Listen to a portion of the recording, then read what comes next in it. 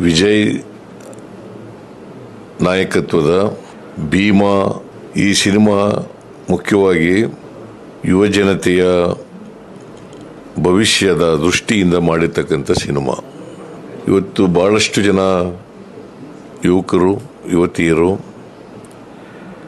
ಮಾದಕ ವಸ್ತು ಅವಳಿಗೆ ಬಲಿಯಾಗಿ ತಮ್ಮ ಭವಿಷ್ಯವನ್ನು ಹಾಳು ಮಾಡ್ಕೊಳ್ತಕ್ಕಂಥ ಅನೇಕ ಸನ್ನಿವೇಶಗಳನ್ನು ನಾವು ನೋಡ್ತಾ ಇದ್ದೀವಿ.